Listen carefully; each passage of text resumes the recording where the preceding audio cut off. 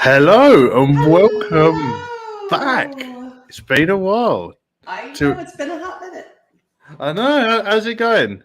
Oh my gosh, it's so good. I'm feeling a little froggy today. So do you care if I try to do an intro? I'm gonna try. I'm gonna make it awkward. Go on. Hello, welcome back to another episode of Across the Pond.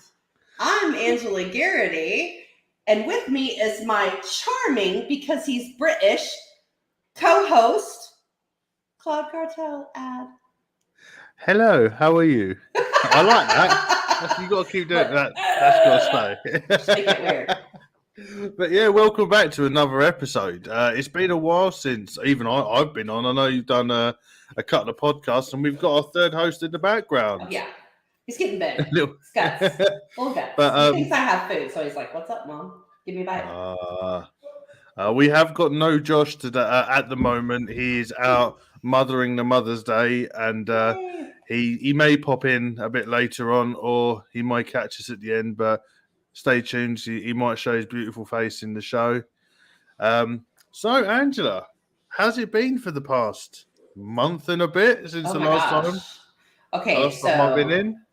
I don't vape anymore. I quit vaping, which was always my goal, which we talked about a couple shows ago. My puppies are getting huge. They fight like children. I started a new job. I went back into training, which I absolutely love. Stop, hush. Nobody wants to hear from you. Go throw your fit and kick your feet somewhere else. Thank you. Life is good. Like, I don't know. Like, my anxiety has come way down. My You're meds at are pace. right. Yeah. My meds are right. Like, everything. I'm driving at it. I am driving. I know. I saw the picture of you and your new little sporty car Yeah, it's a little roadster. It's so much fun. doing Yeah. donuts in the car park. Pretty much. Like, I start it and people go, whoa, because it's just like when you start it. Basically, everyone can hear me coming home. I bought it that way, but it growls quite a bit. Oh, nice. So, how was it first getting into the car for the first time, and how long? Oh my god, it literally had been years. How was the first time?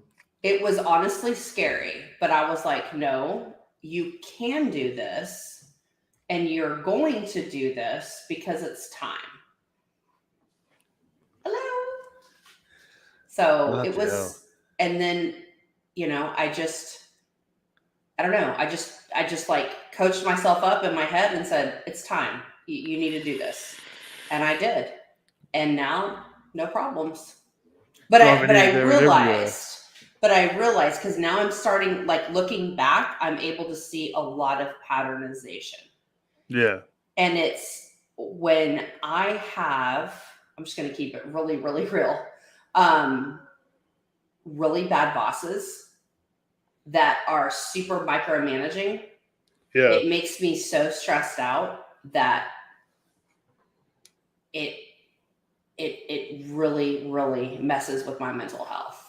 It's almost like I have PTSD from bad, like, horrible bosses, sprinkled throughout. So, now I have an awesome one. He thinks like I do. He's like, oh, hey. So we're, it's working well. Oh, yeah, absolutely. Yeah. And Nick's got a new fucking awesome job. Kept that one quiet. I know, right? It's the cards, collectibles, and games, and he loves it. And, it's Pokemon for days, Yu-Gi-Oh, cards, collectibles, and games. Like, they're just over there just crushing it. So I'm guessing that means that behind you, where you've got your couple of shelves, within about a year is going to be floor to ceiling video games, cards, board games. It's probably going to be, I like collectibles. So that's probably what's going to come in here. Especially, if it's Harry Potter, it's going to come in my office. It needs this little space. But on my shelf, I've also started collecting now because, family things. I have a Ponyo teacup and Ponyo from the anime Ponyo. and my neighbor Totoro little Studio Ghibli characters. Is that the big fat rabbit? Yes, big fat bunny guy. On? Yeah, it's awesome. It's a very cute show. That's what River and I watch. Look at this cowlick ad. Like it's really real. Everybody's like, I like your bangs. I'm like, you have no idea how high maintenance this shit is. Look, I am feeling spicy today. That's good. That's what I like to hear. Mm-hmm. So what before we get started, what are you drinking on? I am just drinking on a coffee because it's 6 p.m. here in Texas, and it's always coffee time. Good. I just ate pizza, now I'm having coffee. That's fine. God, living the high life. Somebody has to.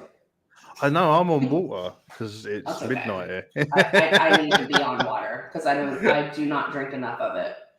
Do you know what? I go through stages. I either drink fuck tons of water because I have one of those big sport things. Yeah. And I will down about 8 a day. And then like today and yesterday, I think I've had half of one. Wow. So I either go full on or fuck all. That's me. And I'll start drinking. I say when summer comes, hell, it's like 95 here today in Dallas. Thank you so much. It's hot. So pretty soon it's about to be water in full effect for me. See, I get off on the right foot and then I smash it for like a week. And then just one day I'm like, I'll have some later. And then that's me fucked for the day. I forget. And then I wonder why I wake up and all my lips are stuck to my teeth. Oh, yeah. And they're cracked and you're like, what is happening? Yeah, that's me 100%. Dehydrated. I hydrate with coffee. Yeah, I've had to sort from fasting, I was drinking coffee in the morning and that fucked me massively. I didn't realize I would say how much I needed it, but how much it assisted me in my day. Right. So I have a question for you. What was the first thing that you consumed after Ramadan was over and you're like, yes, I'm going to eat? The first thing was I had an egg sandwich when I woke up in the morning. I had an egg sandwich, a strong black coffee, and a vape. Oh, sounds nice. And I just sat there silent. Yeah. With me. But I did go full. I had a double sandwich. I thought, fuck it, 2 eggs. Yeah, absolutely. Gotta go all in. Because I'm part of this coffee club with the Skull Crusher coffee. So you pay monthly and they send you, literally on payday, they send you a new bag of it and a free mug. So I've got about fucking 12 mugs now. Oh, wow. And they're all really cool. Some of them are like old tattoo style and some of them they're all very different. So it was just stocking up because of an evening at 8:30 at night. I'm not drinking high caffeine coffee because I ain't gonna fucking sleep. You all right, Birdman? Because I'm not gonna drink it that night. So I didn't touch it for literally a whole month. And then I didn't think it affected me so much, but literally that first morning after having that coffee, I was like, I can do everything. And I would die. I would be like, what do you mean no coffee? I couldn't, I don't think I could do it. Like, it is a bad day in our house if I'm like, I'm out of coffee. It's like the one thing. Like, we're out of butter. I don't care. You're out of milk. Coffee. Someone's going to die. But it's probably going to be me. The whole month was just a daze. Yeah, I spoke to a couple of times. I even struggled. I couldn't talk to people. Right. I couldn't, trying to do coils was non-existent. I couldn't do anything, and I was literally out the whole day. And then it'd come to eating, and then the one problem that I have, and I haven't worked this out after 5 years, is when you break your fast, you're meant to eat normally, so a normal sized meal. But I feast, so I eat for about 6 people, and then I get the old food coma, feel a bit sick, and then feel shit for the rest of the night. And then in the morning, I'm dehydrated because I'm eating it's all fried food that you have. So you have the samosas and shit like that. And you wake up in the morning where you can't drink. Oh, sorry. Right. I'm trying to. My camera just ate shit, so I'm like, "What's going on here?" Go ahead, carry on. Don't mind me. But yeah, I think the problem was I was eating a lot of samosas and fried food. And how much water you drink in the morning, you're still feeling like shit and needing that water. And it was just oh, you're right, Neil. We've got Neil Pitts in as well. Hello, Neil. So it was it was a struggle that whole month. Struggled with everything. Oh, I am so sorry. Like, it's all right. No, it's. Would it be an across the pond without some dangle clacks? No. There we go. I'm like, huh. But yeah, there's Scott's hanging out. He's like, what's up? Hey. But yeah, working was hard. Working was so hard. I would just be wanting to eat snacks for days at this point. Yeah, I was the first day, anything that crossed my mind after the end of Ramadan, I was like, oh, I'll have that. Oh, I'll have that. And then it's now getting to the point where I'm having to sort it. But on Eid, which is the end of Ramadan, we went to her mum's and had their family traditional breakfast, which was fucking amazing. It's like a butternut squash and pumpkin curry. Ooh. It's good. Ooh. And they have these little, I don't know what they're called. They're like biscuits. T. What are those little biscuit things called? Rice flour. They're like made out of rice flour. So imagine a thick crisp or chip. Yeah. And then and you just use that and you eat it with that. Oh, mate. I ate so much. I live in a community where there's a lot of Asian influence. Yeah. And Nick has been going to this restaurant that is all Japanese. Oh, nice. It's curry for days. And he's like, oh my God. He's like, when Adam ever comes back here again, he's like, me and my boy, we're going to go eat curry. I'm there. Down. He's like, come on, anime and curry. Well, since that show, I signed up to, what was it called? I can never remember what it's called. Shonen Jump. And I've been having to read through. He gave me that sort of spark to try and have a read through some. So I've been going through a couple of them, and some of them are definitely not for me. I've tried. Yeah. It was like, it's £1 a month for everything you want. Everything's free on it once you pay. So I thought for £1 a month, I'll give it a go. So I've tried the old JoJo's Bizarre Adventure. That was a bit odd. Yeah, see, there's a whole bunch of stuff that I'm like, I've noticed things that they recommend to me. I'm like, I'm not watching this. But I have a friend who's like, girl, you would like this. Yeah. Spot on. I'm watching Erased right now. And I'm really, really into it. Because it's like, ooh, what happened? What's going to happen next? Like, it's weird. And I like that. But I spent, and I know I'm so 22 years late to this, watching Death Note. And I love Ryuk. I love the apples, but I'm like, the plot was shit. I was like, okay, I'm really disappointed by this recommendation. Yeah. Can't. And I love the Death Note itself and all the little rules of the Death Note. But other than that, the plot was awful. Because I watched the film before I even knew it was. I heard it's bad.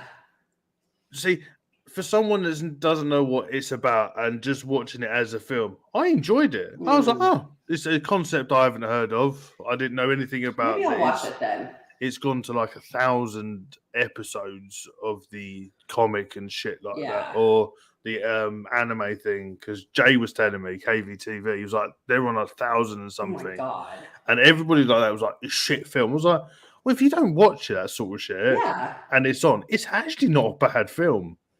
So I'm Willem Dafoe. I'll give it a try. I enjoyed it. I thought it was something a bit different, something a bit out of the norm. And I've watched it twice. I thought it's. I can understand why people thought it was shit. If they've had 1,000 episodes, you've got 1,000 episodes to grow characters and grow backstories. Where you've got to try and push that into an hour and 20-minute film. It's fucking impossible. So they've just made something. It's like they've made something based on that, but just gone their own little route to make it more theatrical. And it's worth a watch. I've tried watching it, the cartoon. I'm like, yeah. At first I was like, ooh, where's this going? And then I was like, wait, what is happening? Right. Yeah. And so I finished it, but I was not thrilled with that anime at all. Also, I was going to tell you, since you're like reading comics and stuff, I just learned, okay, I'm a little slow to this, that Amazon Prime, at least in the US, give that disclosure, there's a thing called Amazon Library, and you can go read comics for free. It's part of your Prime membership. Really? I had no idea. I was like, oh my God, this is amazing. I'll have to look into that because I know we got the Prime TV, Prime Video, whatever it's called. Yes. So it's check out Prime Library. There's some free books. I just downloaded a Margaret Atwood book called My Evil Mother, and I'm going to give that a go because it's a real quick read. And, Because T's been reading a hell of a lot of it. She's smashing through books like nobody's business. That's awesome. I wish I could make time to do. That's what I used to do when I was way younger. I would just sit on the couch and there would be something on, and I would just crack on. Read. Neil's saying about Moon Knight. I have not seen Moon Knight, but it's Disney Plus. It's a Marvel character. It's part of the Marvel universe. I feel like I'm being drowned in all things Marvel. That it's just got to the point that it's too much for me. Because everybody has their own story, and it's a side story, and it's connected here and it's connected there. And I'm like, okay, please take a pause. And I'm starting to feel the same way, honestly, about Star Wars too. It's just so much. I think that's the problem that you've got. Because obviously I've only been watching Star Wars for about 2 years, if that. And even I'm a bit like, come on, and it just feels like Disney buy site and then just go too far with it. Yeah. And try and just make, because they know they can make money off it. Right. It's their little cash cow. I'm like, I need a break. Yeah, Neil, I agree with you. I've heard it's fantastic, but I need a break. See, I don't do Marvel films. I'm not a superhero sort of person. I'm more of a DC fan. T loves them. I think the only one that I liked was the original Spawn when I was a kid, because that was something completely different. Soundtrack is amazing, by the way. But you know what? I haven't watched it since I was little, so I'm gonna have to listen to that soundtrack. Oh, the soundtrack's so good. I still have it. It's so good. And the old Tim Burton Batman films from back in the day. They were so bad, but they were, as a kid, you're like, these are fucking amazing. The soundtrack, all done by Prince. Amazing. Really? Amazing. Oh yeah. Oh, I'm gonna have to. And it's so not Princey, but it's Prince, so it's awesome. But T loves her Marvel films. She watches modes of. Oh, it separates itself from the Marvel universe. Now I'm interested. I'm like, I need to back out, Neil, because that's why I was like, oh, I can't. Okay, if it separates itself, I loved WandaVision, but now it's just Nick read the Doctor Strange movie, and I'm not going to spoil anything, but I'm like, glad we didn't go see that in the theater. I'm like, here's the whole movie. I'm like, I'm good. I'm done. Yep. See, I started watching Marvel again, for the first time about a month or two ago, and T loves her Spider-Man films. So I went from the start to the recent one, not the one that's just come out in the cinemas, but up to that Homecoming thing. Mm-hmm. And even they confused the fuck out of me. Yeah. They changed. 1 minute he's like this geeky, and then a couple of films in, he's this kid, and I'm like, I'm really confused. They're like, oh, that one's more to the comic. This one's more to that one. Like, oh, do you know what? I'm done. I'm done. Give me a simple, well-written script. See, we've been me and T have been watching now older films. We don't watch anything new now. See, we was I can't even remember the names of the films what was the latest films we watched? I can't remember what they were called. But we're talking about 90s films. And fucking the storylines are cracking. I have a recommendation for you. If you've never seen the movie Go, It is 100% 90s. Really? Go watch it. And the soundtrack, banging.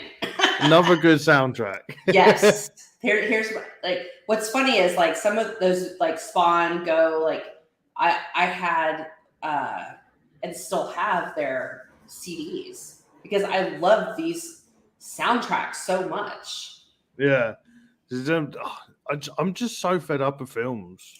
I feel like we're just like right now we're at a place in Hollywood where they're so behind because of COVID that they're just like, oh, we need to make a movie about literally whatever. The only latest film that we're going to go and watch next week, and I'm going to have to put my hands up. I've become addicted to Downton Abbey. I've never seen it, but would watch because I love period. I love Bridgerton. Oh my god, love Bridgerton. I tried watching 10 minutes of that, and I had enough of that. But it's the music. It's classical renditions of modern songs. Oh, I didn't realize that. Got a really good twist, so you should watch it. It's because I was outside doing calls in the garage, and I've come in and she's watching. I think it was like episode 4 or 5. So good. And she was like, "Oh, I'll turn it over. She ain't gonna like this." I was like, "I'll just leave it on." I done like 5 episodes, and then I smashed through all the episodes. We bought the first movie. We've just rewatched the season, and we're gonna go watch the new movie. Yeah, but I'm saying it's awesome. So shit. It's good. I can't not watch it. I know people that love Downton Abbey love it. I've never seen it. Yeah, it's nothing really much happens. It's so weird. But is it the acting that draws you in, or the story? I think it's a bit of everything in there. Okay. See, that's what I miss. Good writing. And what's interesting about it is there's one of the footmen. He's gay, but he's hiding it, and then they find out, and then the police get involved, and then it's all very much like it goes back to that, and then it's like just after the suffragettes when the women are trying to get the vote, and that's where it's all that sort of era is all based in. So that side of it's really interesting. Yeah. And it's worth watching. I enjoy it, but it's not my normal TV program of anything I watch. I stick to documentaries. Is generally what I watch. Nature documentaries. You can't go wrong with a bit of David Attenborough. Yeah, like I just finished last weekend. I watched the Netflix one about Marilyn Monroe. I haven't watched that one yet. It's a little dry, but I knew a lot about her because I had to do like when I was a freshman in high school, I had to do a book report about Marilyn Monroe, and she's a very iconic, tragic figure. And I think if people really knew how tragic her story, I feel like as Americans, we've glamorized her, but her story, her life was very sad. Very sad. Yeah, I didn't watch it. The only thing I knew about her was obviously she was sleeping with JFK and her brother, wasn't it? And his brother, sorry. And that's the only real thing I know. And the song that she sang, "Happy Birthday." that's literally all I know about him. But you should watch it. You should watch it. I watched the John Gacy one. See, I started watching that and I had to stop. To stop. Oh, Lethal's here. Hey, hello, mate. But it was interesting because I like the Ted Bundy one because I love anything to do with that sort of stuff. That was interesting, and the Unabomber one was really good. Ooh, yeah, I have to watch that one. There was a good TV show of it, and I think that's on Netflix. When it was like a dramatization of the Unabomber. That was really fucking good. But what else? I tried watching the Jimmy Savile one, and that was fucking horrendous. I managed 1.5 episodes and turned it off. I watched like one episode of the John Wayne Gacy, and I had to stop because I could totally feel and see his manipulation when he would talk, and I was like, I can't do this. It was horrendous. It was really disturbing, to be honest. I was like, oh no. No, I managed to get through that one. That was interesting. I've heard it's good. I'm like, that's probably something that I'd have to watch, like with covers, even though the man has been dead for years. Like covers pulled up, like Mm. Yeah, but if you the Jimmy Savile one, I don't know if they show it on the American Netflix. I don't know. I have to I think look, see if we have it. that come out a couple of weeks ago. The first episode was fine because it was talking about like the glamorization of what he done, Yeah. and then episode 2 straight in with the abuse, and I was like, I got about 15 minutes, 20 minutes in, I was like, no, thank you. Yeah. It was like that. What is it? Forgetting Neverland. That was fucking horrendous. I turned that one off. Like that was fun. I think the thing with like, especially with like these like the crime documentaries, is there's all well and good being upfront and honest, but then there's just a lot of them just pass by and when it just becomes fucking disgusting. Like there's a lot of stuff that you don't need to be so open about. Oh yeah, like or at least give us a trigger warning, like it says like, hey, this documentary contains these things. That way you can be like, maybe this one's not for me. Yeah, I turned it off when it got to the line and he made me pull my butt cheeks apart, and I was like, nope, off. I don't want to know. Nope. That's abuse. Nope.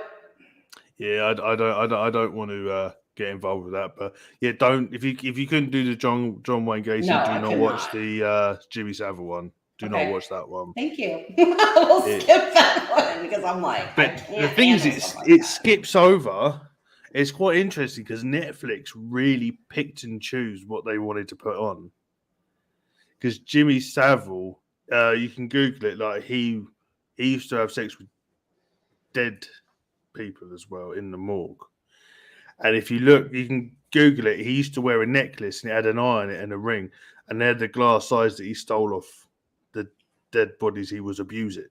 Oh my god, Ad, that's really freaking demented. Yeah, and it wasn't in the documentary. And then afterwards, it was all these things on like Instagram saying, "Oh, well, you left out this, didn't you?" And sort of saying you picked and choose what you wanted to put in. If you're going to do a documentary, say everything. Oh. And a lot of it is it was American people that were researching him after watching it and finding all this shit out because it was all in the English news. Wow. Like he would steal like the glass eyes and get it all gold encrusted and wear it around his neck, and he would be on live shows. Like doing like Top of the Pops. Definitely the American journalism would be cutting that out. Yeah, for sure. So don't. Even the shit they put in there is not worth it. I was watching it on my own. T was at her mum's. I was like, I'm not watching no more. No. Off. But I've smashed through Chicago MED for some unknown reason. I don't do medical programs, but that got me gripped. Yeah. That got me gripped from start to end. That's awesome. Yeah, that's literally all I've been doing during fasting is feeling sorry for myself on the sofa. Drinking your water, waiting for the sun to go none down. Of that. Can't drink. No water. Nothing can pass your lips. I'm so sorry. I thought it was just water. Okay. No, nothing. Okay. And that was... And the problem with that is you think, I need to go shopping. And by the time you get back in, that little bit of exercise, you're and then exhausted. You get the pounding headaches and stuff like that, and it's it's not good. But it's over.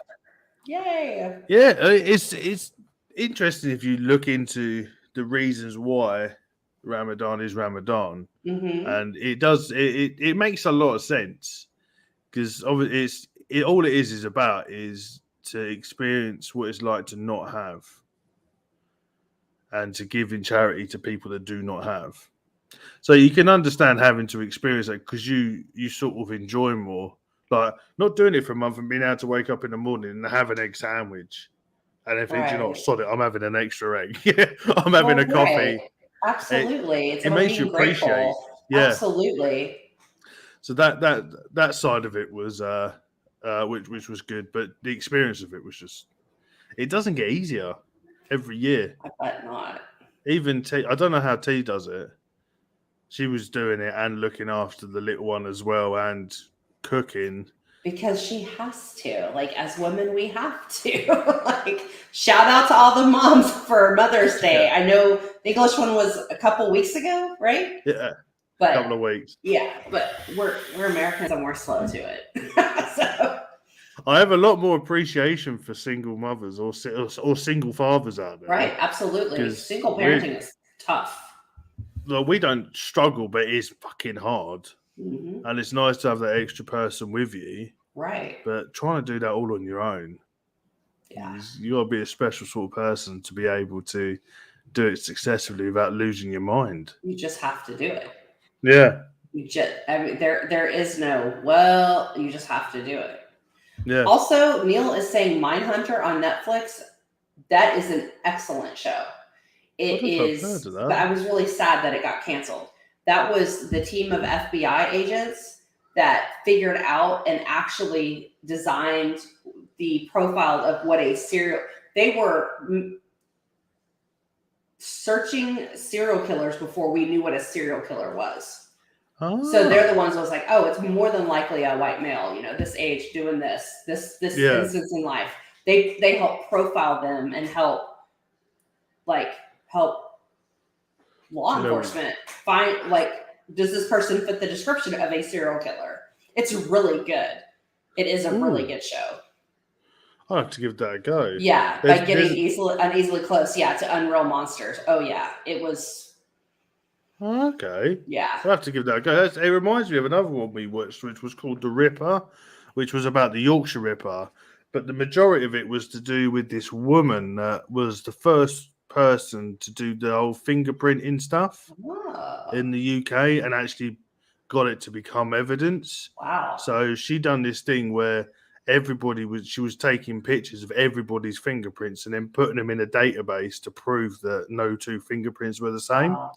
That was really interesting. That is really, I love that. Oh my God.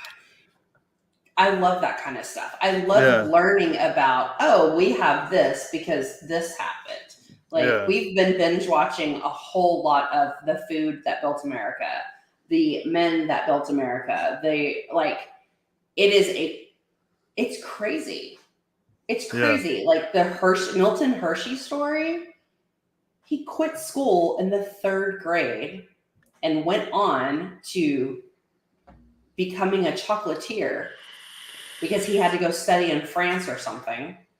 And then walked in this empty field in Hershey, Pennsylvania and said, because at that time we didn't have milk chocolate in the States. That was a Swiss thing only. Everybody they were eating chocolate. It was dark chocolate. And he was like, I'm going to put dairy cows on this land because fresh milk in my chocolate, milk chocolate.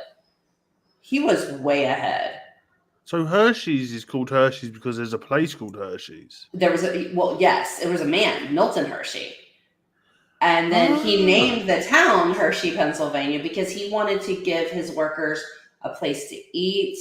He wanted a township to be like, you can live here, you can work here, you can be here, you can be part of this community. That's great. I know. I'm gonna have to search that one out. Yeah, well, I don't know if you'll get it because it's the food that built America, and they tell you about Campbell's soup and all these iconic American brands. Yeah, and they do it where they're all dressing up and stuff. So it's like Andy Warhol or whatever, and it's pretty cool. Oh, I definitely have to give that a watch. If you like stuff like we were saying about the FBI, the fingerprints, have you ever seen Lie to Me? No. You need to watch that. That's what's his name? Something Roth, an English actor. Oh, Eli Roth? Eli Roth. That was I love Eli Roth. He's the main character, and it's an American show, so you'll be able to find it. Okay. And he owns a company that deals with micro expressions. So they bring him in, and obviously to find out if someone lies, and he goes, he's lying, and then it takes you back and shows you about micro expressions, but then brings in celebrities within the show and go, because this eye twitched because he was thinking about this, and he goes, here's an example. This is Barack Obama. Look at what he's doing with his hands. This means this, and it's all real. So he's a body language expert. Yeah. So we probably need him right now with the Johnny Depp Amber Heard trial. That would be very helpful. Oh, see, my sister's been bang on that. I haven't watched any of it. I haven't watched it either because I can't. I have a really hard time when we're talking about triggers processing abuse. Yeah. And shout out to all the innocent people and the victims of abuse. Okay, that's all I'm gonna say. You know, like you guys are the real warriors because it can happen to anyone, and it's not something that people talk about. And I hope that society will see that, you know, men can be abused too. And this woman, this wife, right, was supposed to love him and cherish him and his children. And, you know, she did horrible things to him to where he lost his contracts as an actor with Disney and with Universal. Like, that's terrible, you know? Yeah. Because it started, didn't she put in sight against him? Yes. And then it all got turned on his head. And... Yes, which is the same reason I'm wearing my Marilyn Manson shirt, because fuck Evan Rachel Wood. Oh, yeah, because something came out in our newspaper. Apparently, he was a bit rapey, wasn't he? Well, she is saying that he abused her for years and years and years. She was 18. That was consensual, okay? Big difference. Yeah. And, you know, this whole allegation against Marilyn Manson, all of a sudden now there's a documentary on HBO. This is it is a accusation of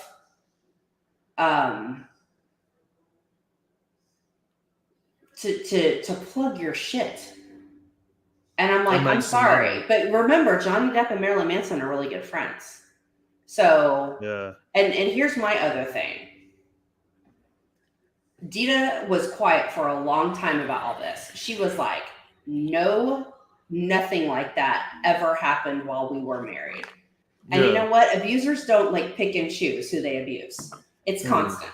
So she's a lying bitch and she's a lying bitch. So, was that Dita Von Tiz or something, wasn't it? Dita the Von old Tiz, burlesque dancer thing. Yes, that was Marilyn Manson's wife for many years. And that's why I'm like, she's like, that never happened here. And remember, their marriage split up because of Evan Rachel Wood. Oh, God. I didn't know the ins and outs, but I'm very much, if it gets to the point where it's going all over the TV and people are making sure, it's like that Amanda Knox stuff. I don't know the ins and outs of it, but then someone's trying to make as much money as possible. Putting all these shows that go public. We'll sell this story, we'll sell that story. Yes. I'm always a bit like, I don't really want to watch it because the lines are blurred too much. Right. Exactly.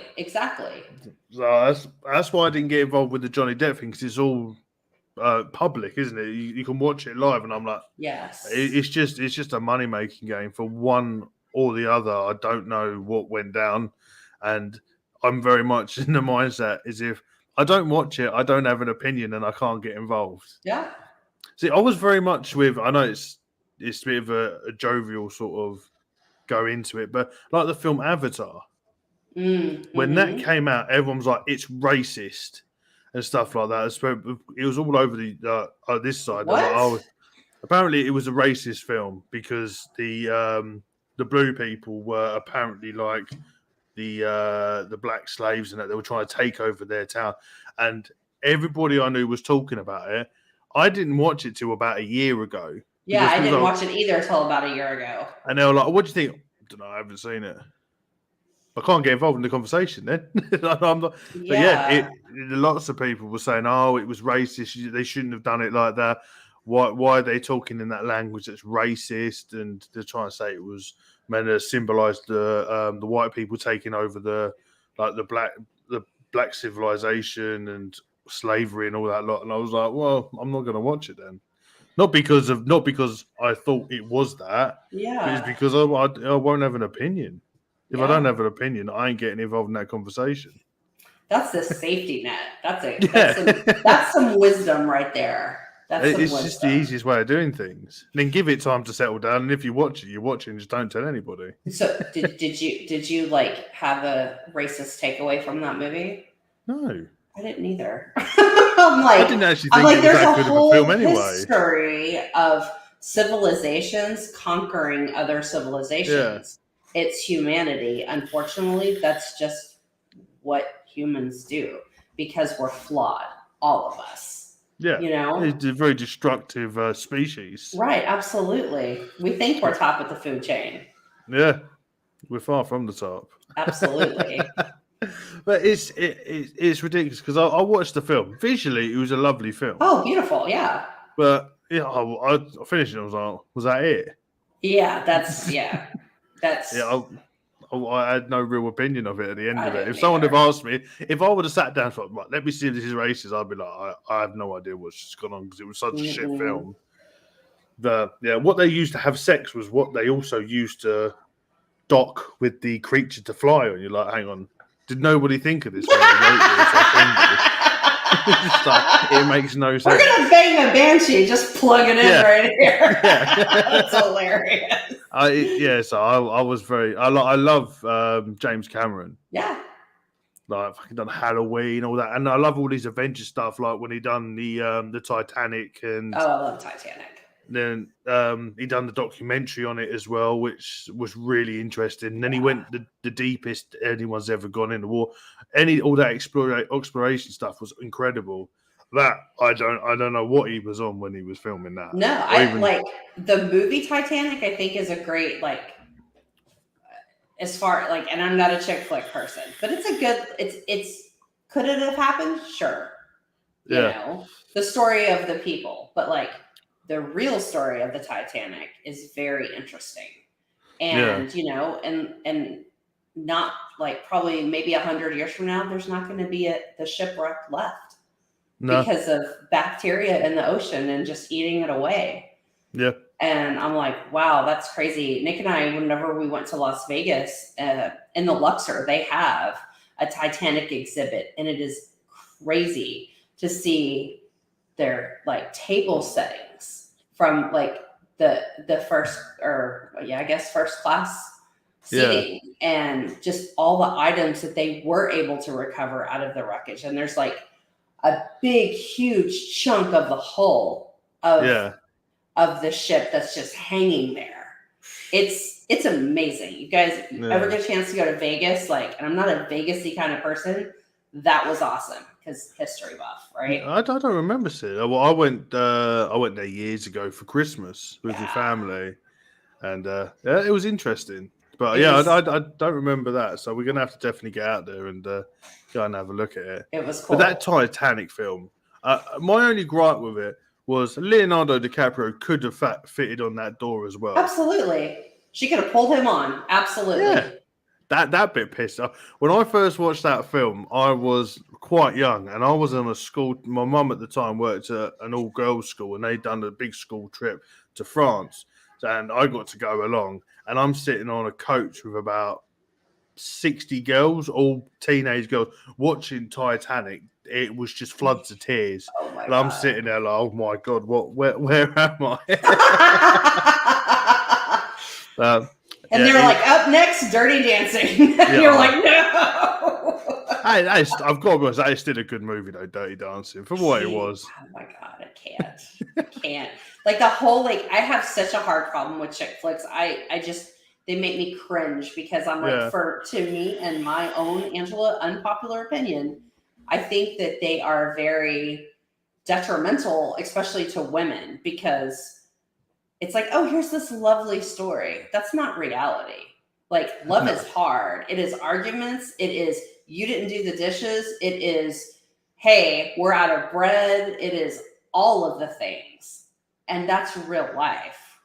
Well, it's mainly compromise. And that doesn't make a good fucking film at the end of the day, does it really? And communication. And being hey, it really hurt me when.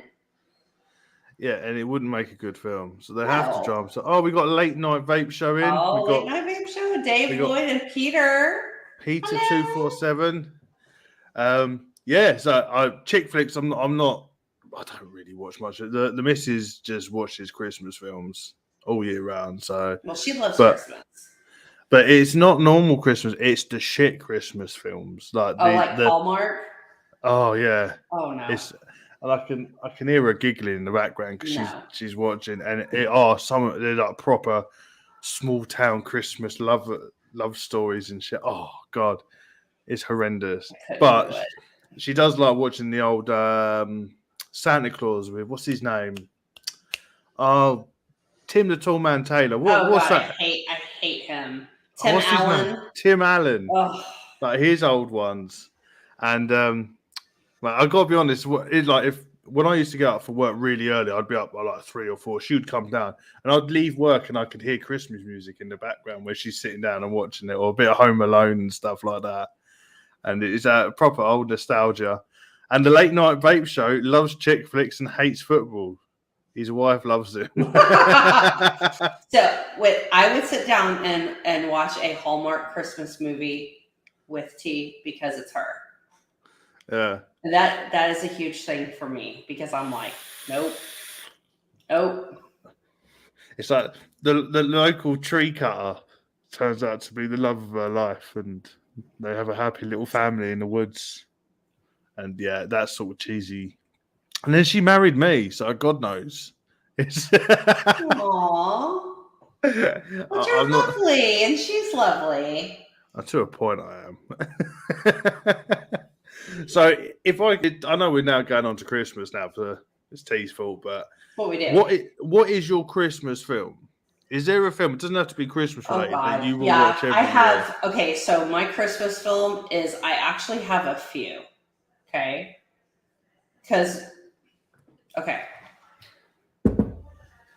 I usually have a really hard time with Christmas because I'm always stressed out. It feels like there's too many family obligations at once. And it's and I'm like stressing out, like trying to put the tree up, trying to get Christmas for the kids. I can't, it's very overwhelming to me. Yeah. But I've learned if I'll get my Christmas shopping done early, like October 1st, hi, proactive, high functioning anxiety, then I can actually enjoy the season because I'm like, oh, let's go get hot chocolate and shit, and let's go look at Christmas lights and shit. And I can do that because I don't feel so stressed. So then that's when I can get in okay, we're going to watch Christmas movies mode. And for me, it's this movie called 4 Christmases, and it's freaking hilarious. It's Vince Vaughn and, oh my God, it's Reese Witherspoon. Okay. And it's about a couple who are married, but they don't have any kids, and they are trying to like run away to Fiji for Christmas. Be like, we're not spending time with our family. Well, their whole vacation gets sidelined. So they have no choice but to go spend Christmas with their families. And their families are divorced, so there's 4 Christmases. And it's hilarious. It is so funny. Look, I'll put it up there with National Lampoon's Christmas Vacation, which is, again, gotta watch that. Bit of Chevy, is it Chevy Chase? Chevy Chase, yes. And then I can only watch It's a Wonderful Life, because it's long. I'll have Buffalo Girls, when she came out tonight, stuck in my head for like 20 years. And it's very moving. It's a good reminder. And then, God, what is the other one? Oh, wait, we just watched it. 8-Bit Christmas. Oh my God, 8-Bit Christmas was so good. Never heard of it. It just came out this year, and I think it was a Netflix only. So good. So good. I'll have to watch that. Neil Pitts, my wife, loves a bit of Die Hard at Christmas. I've never seen Die Hard, but I don't like Bruce Willis. Okay? Again, not even Bruce Willis with hair. It's a bit different. It does. Okay, I love Bruce Willis and Moonlighting, and that is where I draw the line. I don't like The Fifth Element. If he's in it, I'm like Unbreakable. I'm like, yeah. If it was someone else, you'd be all right. So oh God, this is gonna seem like such. I'm very sad that he's having to retire from acting because I know that that's what he loved to do, but inside selfish me is like, thank fuck no more Bruce Willis movies. That's the bad, thoughts that go through my head instead of being like, I'm sad. Oh yeah, Scrooge. I love Scrooge. Jacob Marley. See, I like the Bill Murray one, Scrooged. That was a good one. See, I like the Charles Dickens, like classic A Christmas Story. I love Charles Dickens, though. See, my wife, obviously, she watches them through the year, but at Christmas is always Die Hard, Commando, because you got to watch those old shit classic action films. Commando? And then it's yeah. Oh, that's the one thing I love about my wife. She loves the old Arnold Schwarzenegger films. I love it. Anything old and cheesy, we watch. That's awesome. I can't remember Muppets Christmas Carol. You have to watch because. Oh my God, Emmett Otter's Jug Band Christmas. Oh, that'll make you cry. I don't think I've ever heard of that. It's a Jim Henson. Oh. Oh God. Oh. But as this show's now been about movies, I might as well ask, what is your go-to Halloween movie then? Because I know Halloween's more your thing as well. I'm gonna have to. I think honestly, my favorite Halloween movie is Trick or Treat. Shit, that is a good film. I love Sam because he is the spirit of Halloween. And there are Halloween rules. You don't blow out your pumpkin. You do hand out candy. And the acting is great. It's such a good film. The casting is great. Just love it. I made T. I do like that film. I made T watch it. I think it was last Halloween. She's never seen it before, and she fell in love with it. I made her watch Fright Night as well. Oh, nice. Kicking it way back. But I had a bit of a realization, and it sort of upset me a little bit because when I was younger, I loved Nightmare Before Christmas when I was young. Yeah. I tried watching it again the past Halloween, and I couldn't get more than 10, 15 minutes. And I turned off. It really fucking wound me up. I'm like, I can't watch this shit. I was like, singing? I think it is the singing as well. And I was obsessed with it when I was a kid. I had fingerless gloves with the old jack on the back. I had the hoodies, the t-shirts, models, everything. I can't do it now. Okay, so I just see that Dave Boyd just dropped in his favorite Halloween movie as The Exorcist. Check this out. You're going to be like, what? If I can get him in here, I don't know if I can. I may have to take a picture of it and post it on Instagram. I realized one day looking at Guts that he, and I'm not shitting you, has a perfect Linda Blair Reagan in his fucking coat with her like face when she's like in full Shit. demonic. You have to take a picture of that. I'm gonna have to. I'm like, here's my Linda Blair dog. 100%. He's got it's crazy. I was like, oh my God, he's got a perfect exorcist in his coat. I'm gonna have to take a picture of this and post it. You will have to send it to us as well. Oh my God, you'll be like, whoa. I couldn't believe it right away. See, I couldn't believe it was based on a true story as well. The Exorcist. It's loosely. I watched a little documentary about it. It was originally a boy. It was really interesting. It was a little documentary on YouTube I watched, and it was. I don't know. Do you believe people can be possessed? That's I do not. See, that's going down the route of not exactly someone could be possessed, but that's like supernatural. Yeah, do I believe in it? I've had a couple of experiences, but I don't know whether it was a dream or not. So I'm very much on the fence. My dad doesn't believe in anything, but he swear blinds that there's ghosts. I believe in the paranormal, but I don't. I have a really hard time believing that people can be possessed. I want to say yes. Well, here's why I say that. I guess I'm very scientific, right? Yeah. If you can be possessed, why couldn't you be possessed good? Why could you not have an angelic possession? Why is it only bad? I'm like, you gotta have balance in the force, man. Yeah. That's what I'm suppose for the Catholics and that they would say cardinals and the popes and that were technically possessed by godly spirit. I suppose it's a push to say that, but just thinking about it on the fly, that's what I would probably say for the Catholics anyway, that obviously the evil will possess and then there would be like what's her name, Emily Rose, and Oh yeah. all stuff like that. But the good, I suppose they would have, because you'd hear him say, "Oh, I'm the voice of God," and that. So technically, you could say that's a type of possession, really, isn't it? I guess. But in the Muslim religion, there is possession by the version which is called jinns, Oh, which is like genie. yeah. I've similar, heard yeah. of this shit. And I've heard of this. It's quite mental.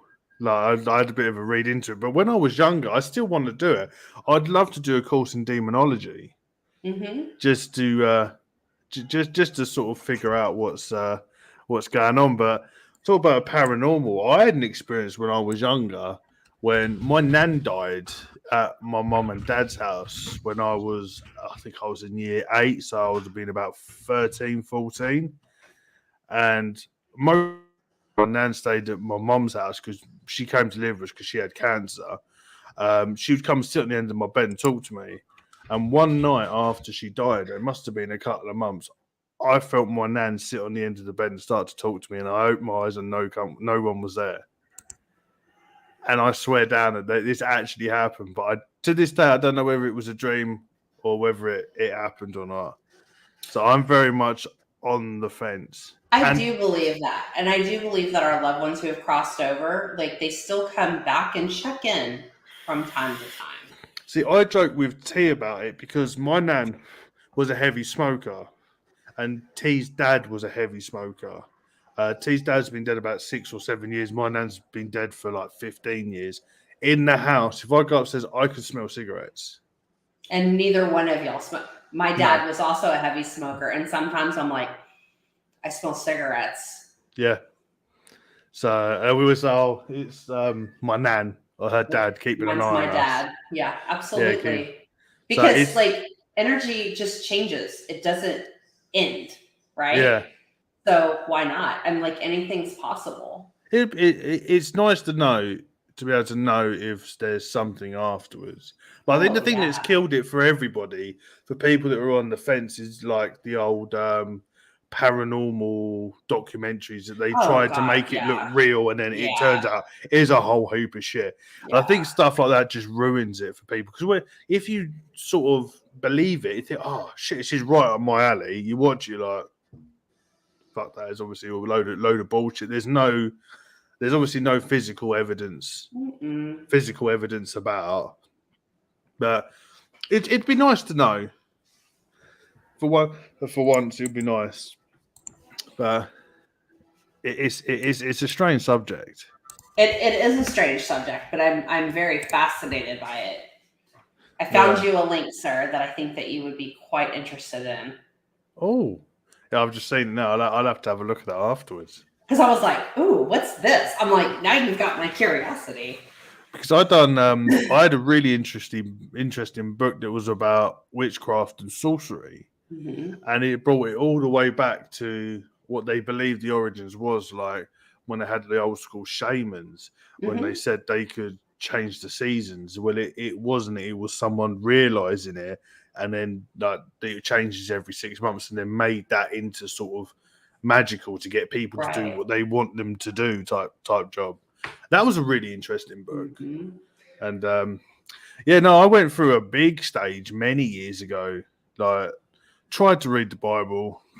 It wasn't because of religious purposes. I was just interested. Yeah. Like, what's this shit all about? Right. And read the Topeka, which was really interesting, which was the 7 holy scriptures of Buddhism. That was written in an interesting way, to say the least. The first bit was which is very much like the Muslims, just be nice to people. They will be nice to you, like good energy, that sort of stuff. But then they went down the route of like, you'll come back if you're a dick, you'll come back as like dung beetle type job. And that's when it lost me a little bit on stuff like that. And then obviously, but the translation to read, I didn't get that far through it to start with. But I always find religion very interesting. Because like people are so magnetized and polarized by it. Yeah. You know what I I've had mean? many different views on religion throughout my life, and back when I was a massive atheist, and people say, "What do you believe in?" The thing I always said was, "My morals was my God." So I just go by my morals. But you learn your morals throughout life, from like experiencing things you learn. Right. But then, even to atheists, like hardcore atheists, they're like, "Well, you can't say that because that means it's religious because you use the word God." Like, no, it's just a word for people to understand. But no, it's religions are very interesting. Like I read Anton LaVey's the Satanic Bible. Mm-hmm. I had issues with that. Yeah. Quite a lot of issues with that book because I got it just out of curiosity. I felt a bit weird ordering it through Amazon. Oh, right. I know. I'm like, wow, what is the FBI? Hi, NSA agent. What do they think about my, like Google history? And I'm like, I'm a writer. It's fine. It very quickly went from like, oh, if don't do adultery, the usual guidelines which you get in most religions, and then it was like, if you come into my house and disrespect me, I will destroy you, and that was the words that they actually used. Mm-hmm. And I was like, okay, this is getting I've seen that. So totally different. This Yeah. is completely different. I mean, yeah. But the thing that got me with the Satanic Bible was literally 8 pages in. It started talking about orgies. What?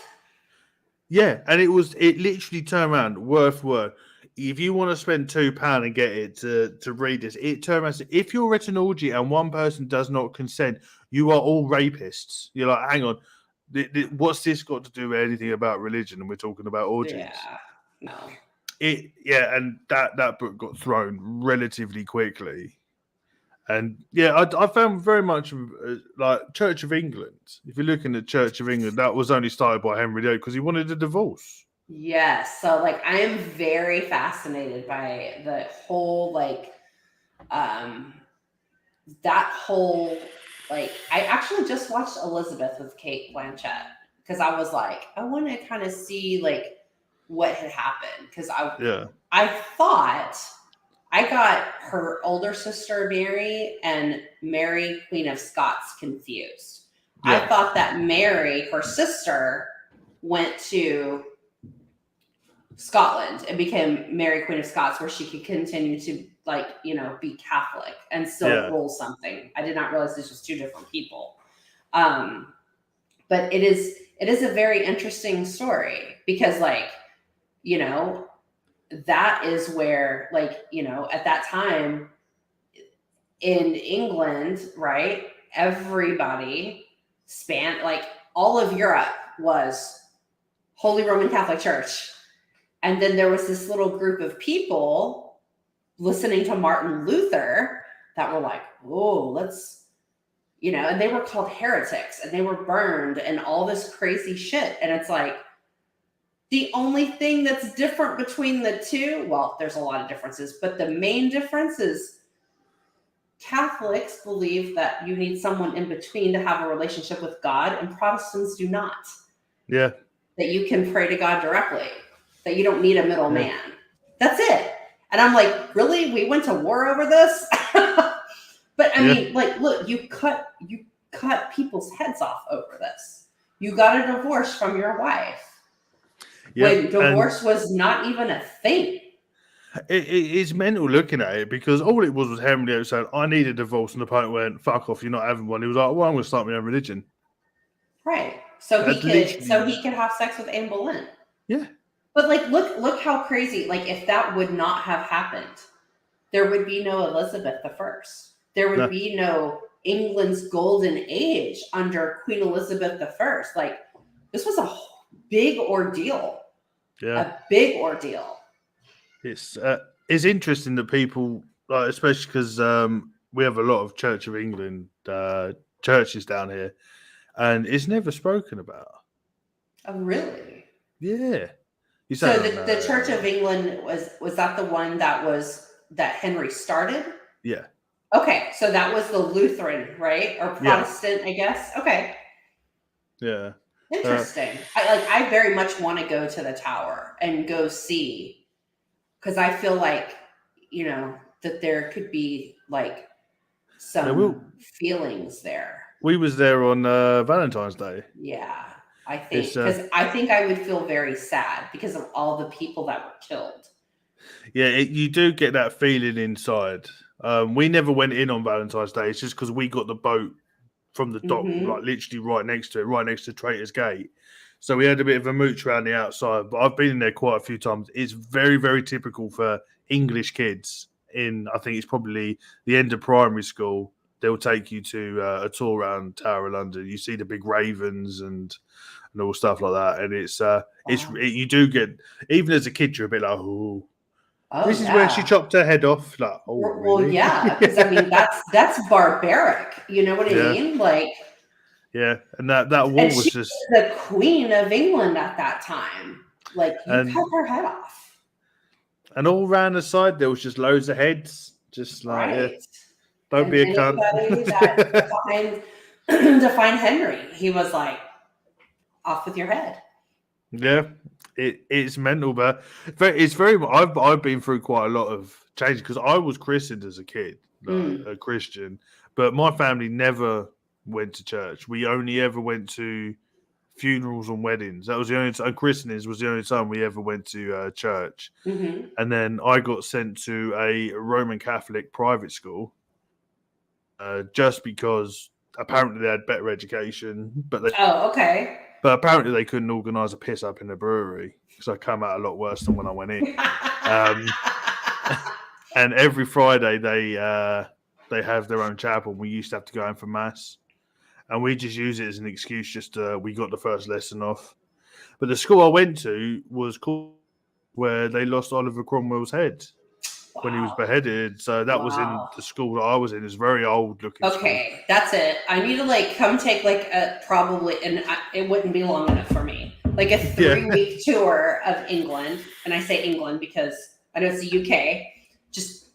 I'll pay UNT to just drive me around, right?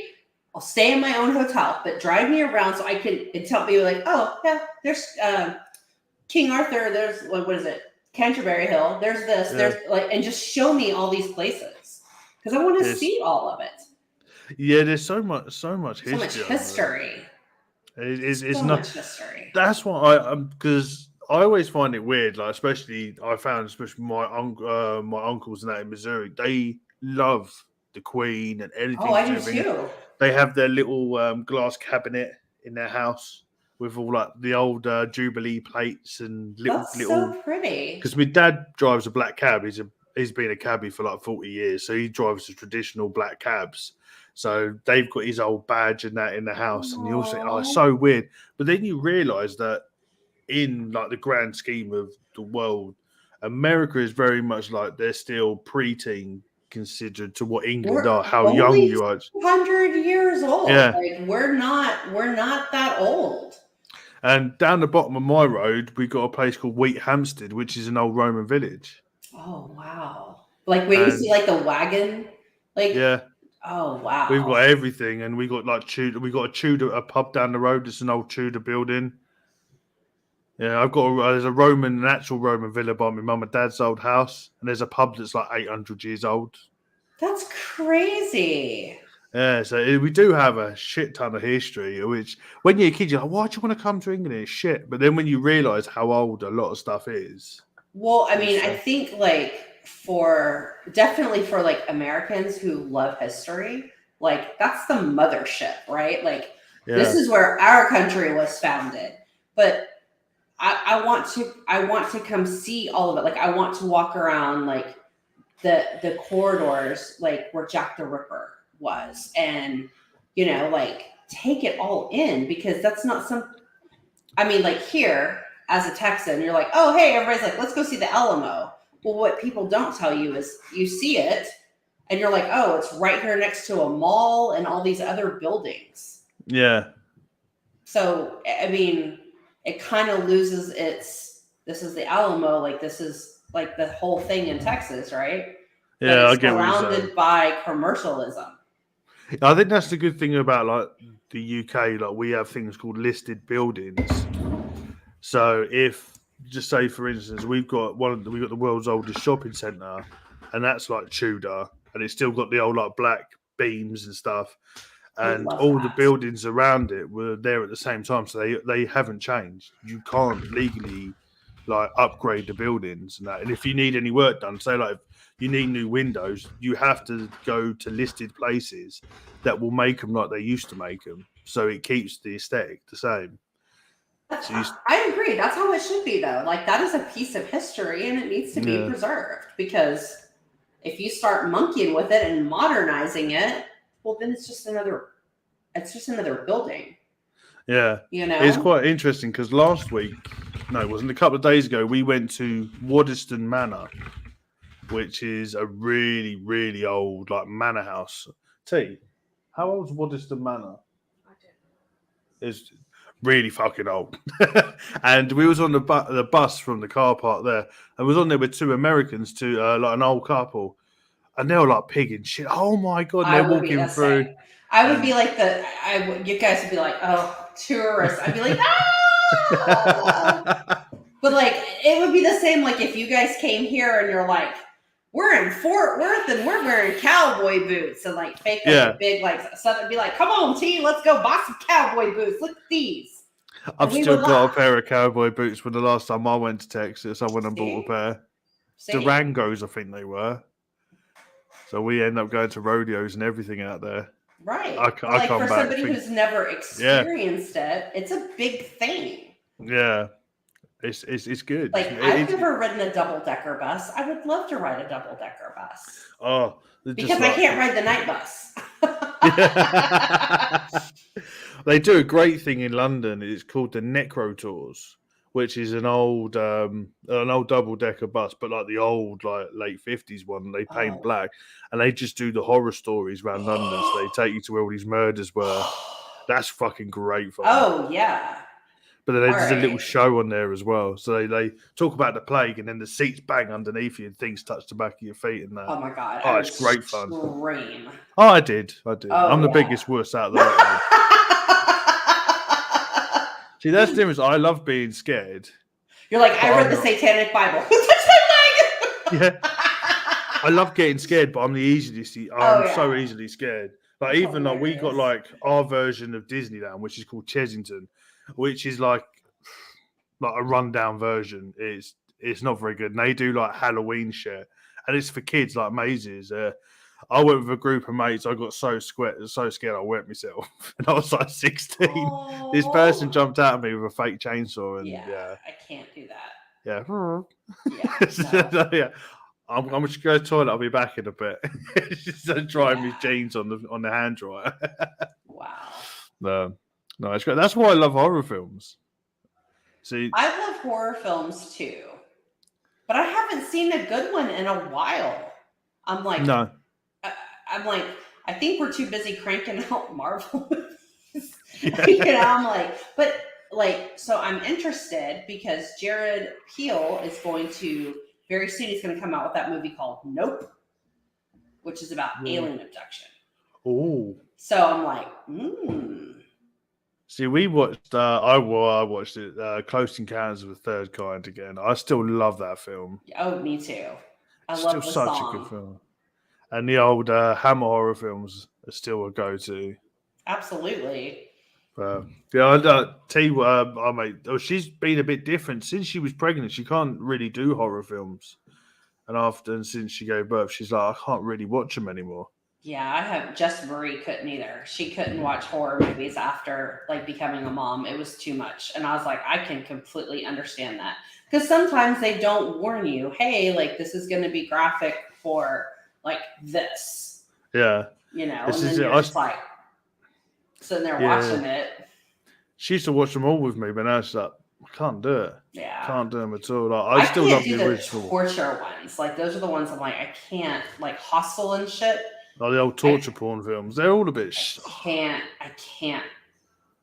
No. You know, I'm like, you're cutting people's fingers off and shit, like at the knuckle. I'm like, that's just cruel. Like, I still do the old Halloween. I still stand by the old Yeah. Halloween and the Evil Dead films and the old George A. Romero Oh, zombie yes. films. Cracking all day long. I'll happily sit there and watch that. Already the old like Planet Terror, like the stupid cult horror films. Yeah. I love stuff like I that. do too. But anything else, I'm just like, what was the other one that everyone was going nuts about? Hereditary. Oh, that was the biggest load of shit I've ever seen. Loved Hereditary. Oh, I got Because if we talk about Hereditary, it's been out for like a couple years now. It's like been out 3 for a years. long Can we time. talk about So the thing that I loved about Hereditary is you think it's about ghosts, right? Yeah. But it's really about family mental fucking illness. And for me, that is terrifying. Because her and her mother did not have a good relationship. Well, that's kind of odd, right? Like, why did you not have a good relationship with your mom? Very true. Because her mother was in a fucking cult. And she was very secretive and a secret, like, there was like this whole side of her mom that she didn't know. And all the people that were at her brother's funeral were all cult members. So there's like little things that you're like, oh shit. Like, you've got to really pay attention to like sounds in that movie and like some of the visuals. And then like you see Toni Collette as a mom literally lose her shit. But would you, if you're looking at it from that way, I wouldn't have classed it as a horror film. It's more of a thriller.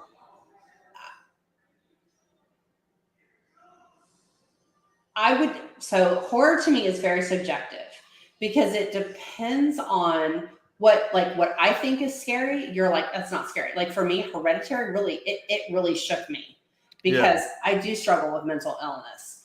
And you watch her like just scream like, I am your mother. And you're like, oh my God, like I was yelled at like that. Yeah. So I'm like, that is scary to me. And just, you know, like the horrors of this woman was like, gotta watch your sister. You gotta watch your special needs sister. And he goes out, he gets fucked up. He's not watching his sister. And she gets her fucking head lopped off. Yeah. That, I was like, oh my God. Oh my God. Like this little girl literally just got her head lopped off by a telephone pole because she's trying to breathe because she's allergic to nuts. That could really happen. Yeah, I suppose looking at it from that side of it, I can see. And then it's like, okay, now how is this family supposed to function with the death of a child? That's very like, ooh, that's a horror, and it's like that's one for me. I'm like, there's so many layers to this movie. It's not so much about like the occult aspect and the mom was in a cult. It's dealing with the acting is phenomenal. Toni Collette, dude, she kills it in this movie. Like she is literally a mom that has lost her shit. And like, if you watch it in the dark, you're a brave person. That movie still like freaks me out. It's long, it's a slow burn. Yeah, I think. Do you know what? I think I might actually give it another because I never got any of that aspect of it. So now that it's so, watch and look at it like this is the horror of like families. This is the horror of, you know, why my mom never wanted to hold my son, or tried to and was like, and then she was just all in my business over our daughter. Well, because the daughter was actually the demon. But he was weakened. Paimon was weakened because he was born into a woman's body. And she spent her whole life trying to like release this. That's freaking crazy. You know, I'm going to give it another watch because I think because when I think of a horror, I think of more it's a visual horror. Right. So there's another one that I think Hereditary for me is more disturbing, but there's another movie that Ari Aster did that I really liked. Again, slow burn. You just got to, it's like watching a David Lynch movie. You just got to sit back and just take it in and go and digest it and not try to figure shit out right away. Yeah. Midsummer is completely about mental illness. Never even heard. I don't think I've heard. It's that on one. Netflix. It's this couple goes to Sweden. Yeah. And it's crazy. Literally, it's crazy. And then if you haven't seen it, did you like the movie The Witch? It was alright, yeah. It was. Yeah, okay, I enjoyed watching it, but I wouldn't watch it again. So when people say, "Oh no, I hated that," okay, if you liked The Witch and you liked, okay, it's also a slow burn, right? Yeah. Watch the movie The Lighthouse with Robert Pattinson and Willem Dafoe. I love that film, dude. You're like, yeah. So many questions, right? I only watched it because there was nothing else on, and I was a bit like. So, like, there's so many questions. It's like, were they really dead? Did they get to the Massachusetts and die? And they were stuck there? Like, this is their hell? Like, so many questions. I class that as one of my bargain bin finds because I literally watched it because I was like, I can't be asked because I just spend time flicking through Netflix. What do I want to watch? And I was like, fuck it, that will do. Yeah. And just sat back and I think I watched it when T was at her mum's and I was on my own. We should put this in our Discord, like movies that we recommend. Like, hey, if you haven't seen like this B movie, like The Book of Eli, whoa, bro, watch The Book of Eli. It's on Netflix, and I was like, we'll just watch this, or Amazon, I can't remember. And I was like, it's a mind fucker. See, those are my kind of horror movies. Bargain bin finds are the best. My best one, it's not horror, it's a comedy, was Benchwarmers. Never even heard of it. It's Rob Schneider. Oh. It's the guy from Napoleon Dynamite. John Hader? The guy that plays Napoleon Dynamite. Okay, John Hader, yeah. And it's got David Spade, who I don't really like. I don't like him in films. And there's three dorks that decide to play baseball.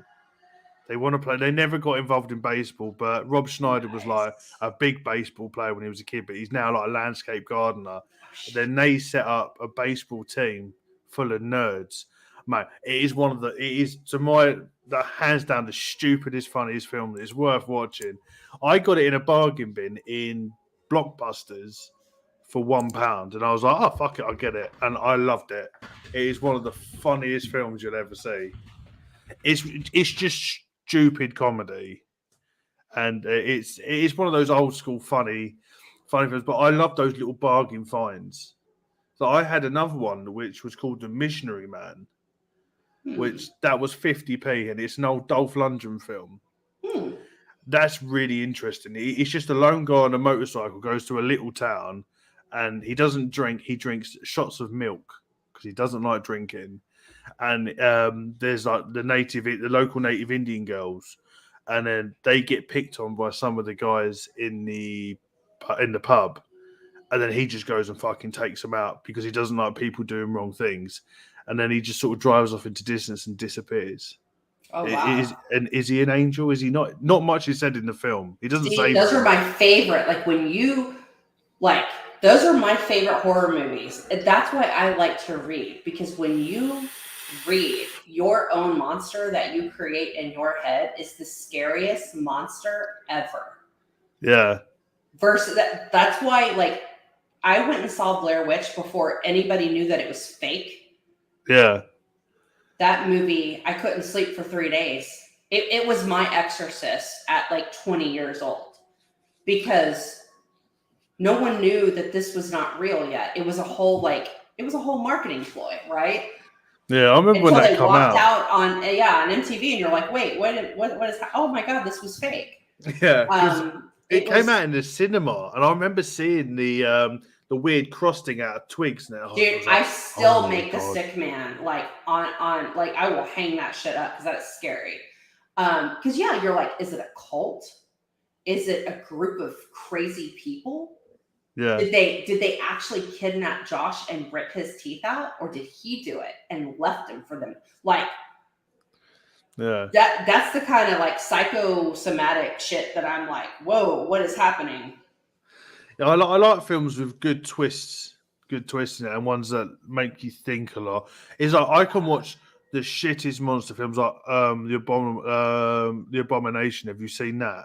No. It's a Bigfoot film, Oh, and okay. literally he's just an evil Bigfoot. And there's a scene you can watch where he bites the guy's front of his face off, really gruesome. But you can see it's a guy in a suit. Okay. You can see the zip, Nice. but I love it. Yeah. But then I also go to the other extreme where I like where you don't actually see anything. Do you know what I mean? And you sort of just create what it'd be in your own mind. Shit like that is great. Yeah. I think that's why Psycho was quite good. Yes, absolutely. Because you never saw very much. No. And it just sort of fucks with your head massively. And I remember I watched it a couple of times when I was younger. Never really paid too much attention. But I remember when I first moved to Hampstead on my own, and I watched it, and then I got in the shower. I had to fucking leave the fucking shower curtain open. I fucking water everywhere. I was like, fuck, if I flood the downstairs flat, I don't care. Because I still can only buy clear shower curtains because of Psycho. Oh my god, because I'm like, no. Because I'm like, you see a shadow and you're like, what is that? You're like, oh my god, I'm in here. You know? Oh, Dave Lloyd's put Legion. I think I remember that. Is that the one where they go to the they get stuck in the middle of nowhere calf out in America, and there's like these big creatures who try and eat them. That was a good film. I think that's the one he's on about. Oh, Josh is in chat. Oh, hi, Josh. So, did you have some questions that you wanted to ask me? You were like kind of hinted towards that. But no, I like you could just do like rapid fire. But stupid questions. Oh, I love stupid questions. Can I give stupid answers? Yeah, they're sort of very nondescript questions. Oh God. Let's see if I did not prepare anything. Like, I didn't even put my glasses on. I'm well, I can't find where I wrote them, but I remember most of them. Right. Okay. Pineapple on pizza. For me, no. My son loves it. No. Pepsi or Coke? Coke. Coke Zero all day. Mayonnaise or ketchup? Mayonnaise. Flip-flops or trainers? Flip-flops. Ooh. Do you do straps or middle of the toe? I do. Hot pink slides, baby. But I also love yellow ones. Yeah, wait. What kind do you have? Let's. Oh, Dukes. Hell yeah, Dukes is so good, Josh. I got some hot pink Pumas. You got Lakers. Look at you. Oh, is this because you were saying like how all like the basketball shit's getting really big? £8. These were $8. I was like, I'm like, they're hot pink. I'm like, shit, I can find my shoes in the dark. Yeah. Hell yeah, dude. Slides for the win, but you know what? They will make your feet stink so freaking bad. Oh, my feet stink anyway. Mine do too. You will have to throw these bad boys away and just go buy some new ones. That's what I've just done. Yeah. Oh shit! What was the other questions? Oh fuck. Well, you have to answer too, though. Like, see, mine's. I don't like meat on pizzas. No meat on pizza?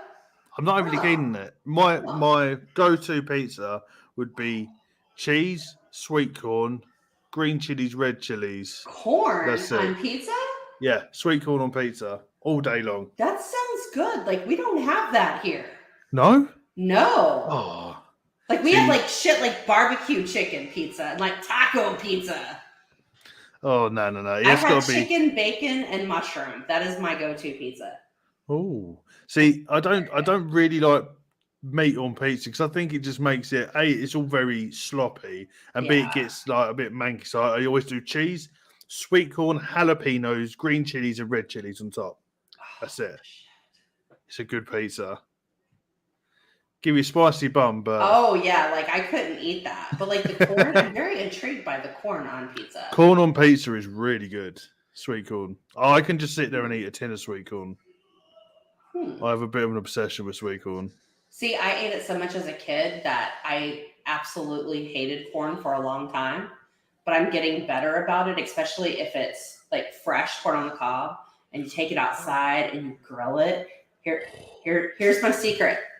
When it's done, you slather that bad boy with shitloads of real butter, salt it, roll it in lemon pepper seasoning, and then Parmesan cheese. You're Fucking welcome. hell. It is so good. You make that like with some steaks or whatever. Oh my God. Like we could just, yeah, it's summer here, right? So it's like, it's time to start smoking briskets and doing all those things. Bloody hell, you just took corn on the cob to a whole new level. Dude, I'm telling you, you'll be like, Angela, this is amazing. Lemon Gonna have to try pepper, that. Parmesan cheese, salt, like salted butter, and you just roll it. And then you eat it and you're like, this is amazing. That does sound really good. I do love a corn on the cob. Then you But the will problem love is, this. with these you will never eat Nashers- it any other way again. I probably won't. See, the problem is with these Nashers, they're so crooked and fucked. I spend like Mine, the rest. Yeah, see, it's state of these. Yeah, but you've got cool things. I just have a big gap that I can squirt water out of. Seriously, I can take a drink and just vampire. Like, watch this. That's cool though. You could be a werewolf if you wanted to. You don't have I'm to be not. a I'm not hairy enough. This is 2 weeks. I've got a slight shade. Wow. It's not good. Oh, do you know what? I had so many questions to ask you, but I fucking. That's okay. Hey, It's gone. we can do this on another show. Just rapid fire questions. You know, it's a good shout. It's a good shout. Absolutely. I have to ask you though, Pepsi or Coke or Mountain Dew, as Josh is saying. Ooh, you'd have to be full fat Coke. I'm on the Coke Zero. Oh, see, that gives me a headache. Does it? Yeah, but I don't get fizzy drinks normally if they're in the fountain machines. I love it. fountain Just soda. tastes. It's just really syrupy. It depends on how they're mixing it, for sure, absolutely. And most of them are very, very heavy syrup based. For me and T, we'll do just a can. But the thing is with Coke, we'll share a can, and that'll be enough for us. God. I've got a litre bottle of Coke in the fridge that's been there for like a week, and we'll just have one glass and share it. Like, literally, like Nick will crush a 12-pack of Dr. Pepper Zero practically overnight. I have to keep that shit stocked. I'll show you the size of the glass. Yeah, I'm really interested to see what a liter of Coke looks like. This is just a cup of Coke. Me and T will share that of Coke. Wow. That's literally all we will drink. So your Coke, it comes in a liter. I'll go get one for you. I mean, we have 2 liters here, but we don't have 1 liter. I'll go get you one. I It's don't in the think. fridge. 1 sec. Maybe we do. Yeah, I'm like,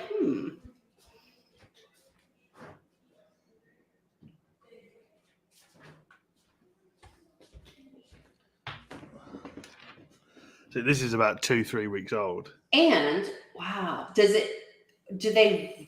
the labels printed in like English, UK English? So like you spell color differently than I spell color. Both of them are correct. Like COLOUR, or is it American English where it says caramelized color, no U? Like on the ingredients? Caramel.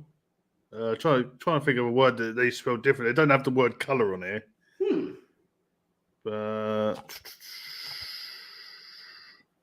No. Huh. But sorry, this is 1.25 litre. Okay. But yeah, that's literally, it's just skinnier. Nick would drink that in like 2 seconds. Look. Don't ever share a drink with Nick Garrity. You will get one tiny sip and he will just drink to where he reaches what's called the point of drink. He had to buy himself the gallon size coldest water bottle. You could literally pick this thing up and knock somebody out with it. Shit. It's huge because he's just like, glug, glug, glug, glug, glug. I'm like, damn, boy, you a camel. See, my dad's like that. He just necks drinks.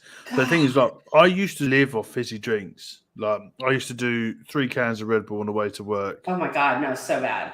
And now, if I have Red Bull, it's like I've taken cocaine. I get fucking heart palpitations. I can't deal with any fizzy drinks. So we'll get that if we get a takeaway, and that's a couple of weeks old. And we will literally have a glass like this and share it.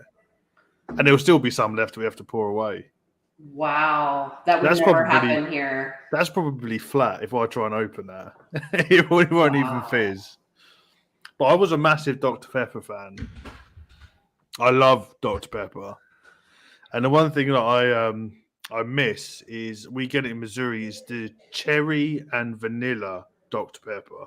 So they are releasing or have released dark berry Dr. Pepper again for Jurassic World Dominion. And that was a huge favorite. So I've got to go track some of this down in zero, right? Because we don't do all the sugar. So I gotta try that.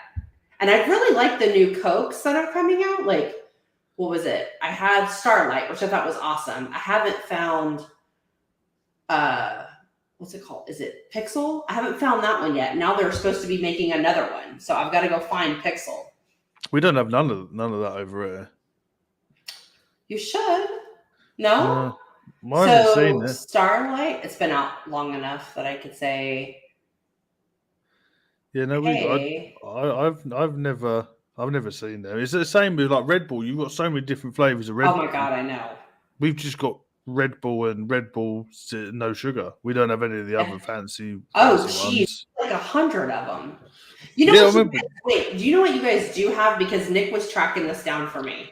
You guys still have Arizona iced tea plum. They stopped making it here. It's like German. Yeah. I would die for one of like Nick was like, hold on, I'm gonna order you one. I was like, what's the shipping? He's like, it's $50. And I'm like, order it. Because it'd have to be shipped from the UK. I was like, order it. And you guys have a whole bunch of soda that we don't even have. I was like, what is this like Arnold Palmer raspberry Arizona? We don't have any of that. Yeah, because where I find it is very much like in central London where we have a lot of like US residents. Really? And we have like a lot of drinks like that but they're like £2 a can, which is like over double the price of a normal can. Oh, but, for ours it's 99 cents. It's $1 for Arizona.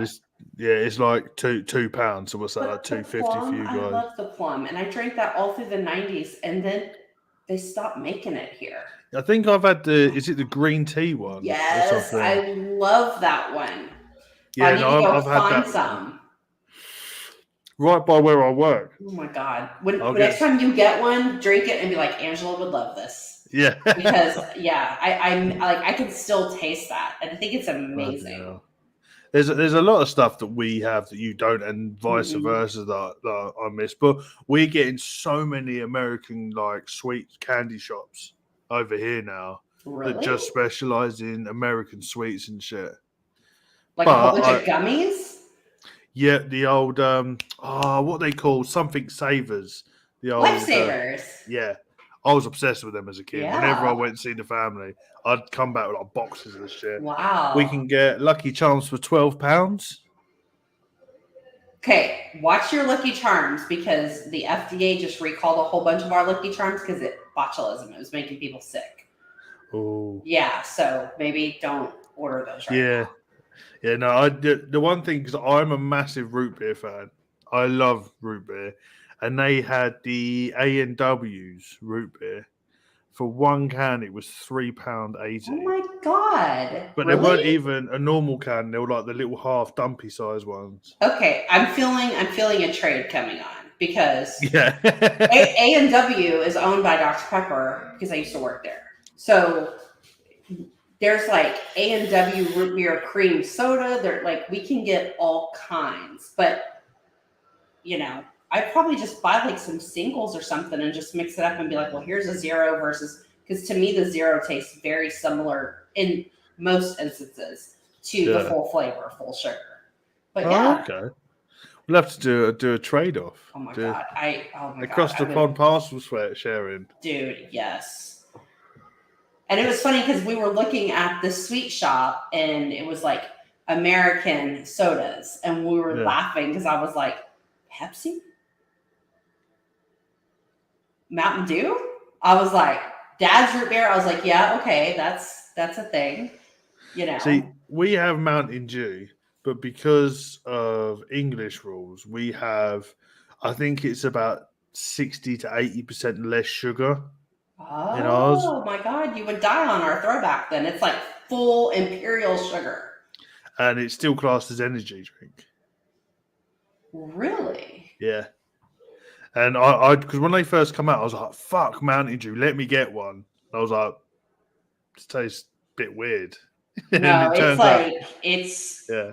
You have one Mountain Dew in the morning and you're nuts for like the next 4 hours.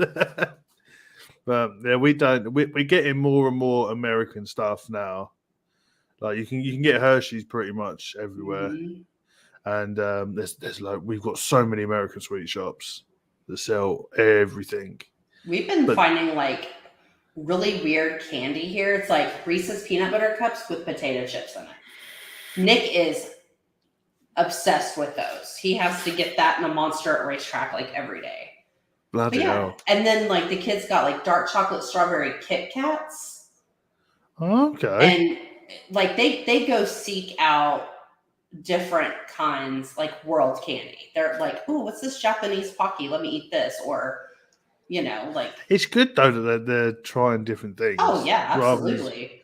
Because I do find, and that whenever I come to America, I always put on so much weight because it's like you do very much do things to an excess. Well, and you're coming to the Midwest, right? So you're coming to Missouri. You come to the South, and it's even worse. It's like you want some tea. It's sweet, like crazy, over the top sweet iced tea. You start seeing colors by the time you drink half of it. Yes, and it's like, let me give you some biscuits and gravy. Oh yeah.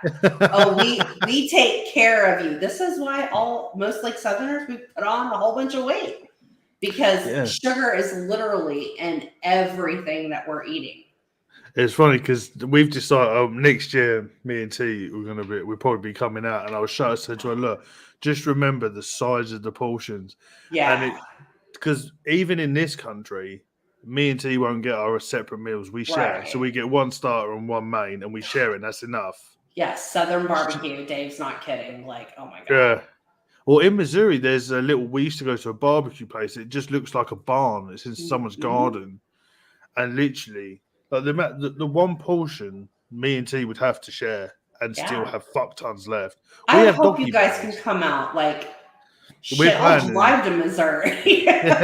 Well, we're looking at next year because we're going away this year. I can't remember where we're going to book somewhere soon. But next year we're going to come out for 2.5 weeks. That would be awesome. Because Cairo's going to be 1.5. So, hopefully he'll be big enough that he can walk, and I'm not having to deal with him not having solids. So at least he'll be able to enjoy himself a little bit more than at the moment. He's just a shitting and eating machine and crying. Well, it's okay. How long is the flight to the US? It's like 9 hours. Oh, wow. Okay. Is that just to the East Coast?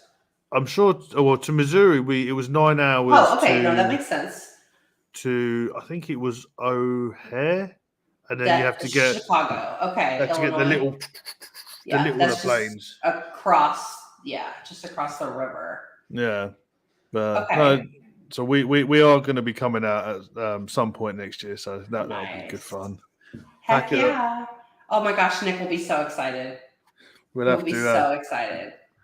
We'll have to arrange it. I said to T, our suitcases will just be full of like sweets and shit to bring over. No clothes. And spices. Spices. Oh. We'll take you to Costco. Yeah, that's what it will be. Well, T's already said that he'll get to a point where we're going to have to get like storage boxes to ship back before we come back because there's going to be too much stuff. Same thing though. I would be like, I need this thing. I need that. You know? Because whenever we go to see the family, we always end up having to buy extra suitcases and pay for the extra. Then we've all got like 2.5 suitcases each and a backpack full of shit. That's what we do. We go to Disney. We take we roll our clothes up like as tight as possible, so we have more shit to bring back. We bring empty suitcases to Disney and fill them and come back. It's so bad. See, it's been so many years since I've been to Disney. I was 15 the last time I went. And we religiously went every year since I was probably about 1 or 2. So it'd be nice to go back and see how it's all changed. So who in your family lives in Missouri? Is this your aunt and uncle? Yeah, it's my mum's side of the family. My mum's side of the family. So my nan's side. Okay, so is this your mom's sister? It's my mum's cousins. Your mom's cousins. Okay. Yeah. I'm like, interesting. Because my mum's dad's Northern Irish. Okay. And my mum's basically I only worked this out recently. My nan's sister married an American soldier and moved over to Missouri where he was from. Got it. But we're closer to them than any of the other family, even my immediate family. So every year we used to go over and see them. So yeah, it's so I don't know what it makes it to me, but I have to call them aunt and uncle because if otherwise you get the old southern back of the hand. But no, it's that's how I'm related to them. But every year we go over. I haven't been for a couple of years now, but we just go and chill. There's so much land. It's like an hour and 20 minutes drive to get an ice cream. Missouri is really pretty though. It's the Midwest. I mean, it's all here in Dallas. I mean, it just looks like one giant freaking city because it just goes on forever. Like we have the Metroplex, and there's a million cities in Dallas-Fort Worth, but it just you drive for hours until you're like, okay, am I out of the city yet? Oh, for Neil Pitts, it's Liberty and Excelsior Springs. So they lived quite close to where Jesse James's family lived. All around that way. I'm convinced that somewhere you and Josh and I are all like 16th cousins related by English blood. It has to be. It has to be. We'll have to do what they called the ancestry or 23andMe or whatever the guys that you've got over there. Find out where you're from. Because my English family's last name was Ramsden, but it was changed from Ramsbottom. Oh yeah, I know a couple of Ramsbottoms. Well, I know I've got Viking in my bloodline Nick somewhere. Does too. I think most people, they done so much raping and pillaging, not villaging. Yes. That I think quite a lot of us have got quite a bit of like the old Scandinavian Nordic thing in. But no. And it didn't just stop there. Like Vikings was like a way of life. It wasn't just a people. Yeah. So there was a lot of like, even me, like Germanic, like Czech, the people. They were like, oh shit, you were a pagan Viking. Okay, It's interesting. I watched a really good documentary about the Vikings where the pagans were coming in with the Catholics and how the ideology changed. And you could see like the old runes within the old Catholic paintings and how like the cherubs were coming into the pagan side and how like the art changed. It's really interesting. You're right, Dean T. Neil Pitts lives in Arkansas at the bottom of the boot heel of Missouri. Okay. I'm really shit with geography. I know where that's at. So he lives like northwest Arkansas. So he lives probably close to XNA Airport, probably close to Siloam Springs, Joplin, Missouri, like all Bentonville, like all right there. Oh shit! Joplin was the one where they had that really bad tornado, didn't it? Wipe out the whole place. Pretty much, yeah. That was horrendous. Yeah, that was a couple of years ago. I do have family in Texas. It's my mum's cousin. He used to play American football, Kingsley. I think he's in his 60s now, but I got my own little claim to fame. If you're from the American side, I'm related to only through marriage to Leanne Rimes. Really? It's like from here. It's my nan's sister's marriage down that way, Uncle Joe, but he's not my uncle. It's like his first marriage's daughter. Huh. So Yeah, she's from here. She's from Dallas. yeah. Wow. So I do have family down your way. That's cool. But they're all very spread out. I found out I had family in Australia as well, which was kind of weird. I found that out a couple of months ago from talking to Birdman. I don't know if he's still in chat, but it's mad when you start spreading your wings and you see that you have family everywhere. I know. It's crazy. Like, I've really been like plugging in like a lot of not Ancestry Me, but like it's called familysearch.org. It's a Mormon church and it's free, right? So because Mormons have records on everybody. And plugging that in and going, whoa, like, look how far back this goes. You know, it's crazy. It's really crazy. It's weird because my dad is my granddad's on my dad's side is from the Isle of Man, and then they go further like up that way. Wow. So I've got family that way as well that I've never met. I've never met my Irish family either. So we my whole family we generally just stick to like the Missouri lot and the American lot because that's where we used to every year go on holiday, do Orlando, then go see them. But Orlando as a kid was fucking great fun. Oh, yeah. It's great as an adult. I love, but the airport, oh my God, that airport is a freaking nightmare. Trying to get like out, like getting in, no issue. Trying to go, oh my God, the last expo before I changed jobs.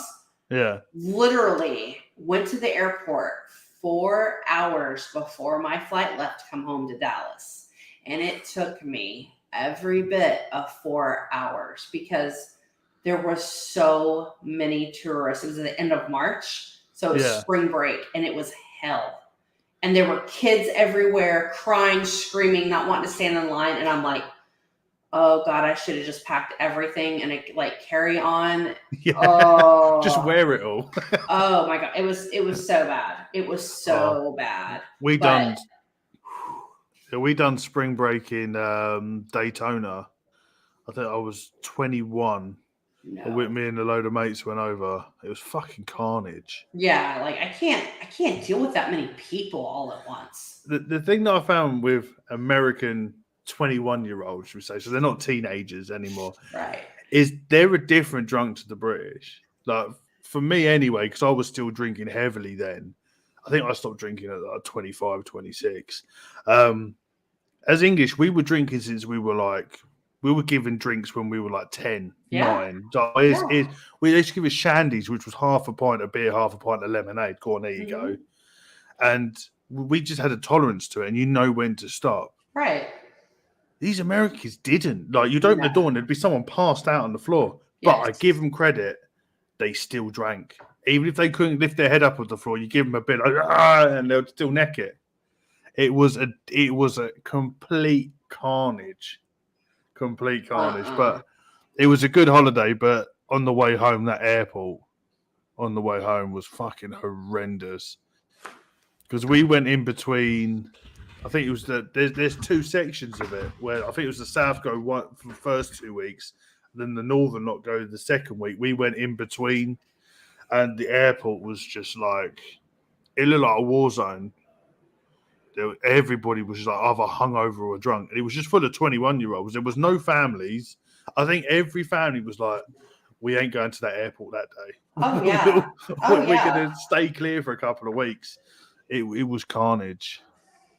I mean, that's like kind of like the 20, like when you're 21, that's like the big deal.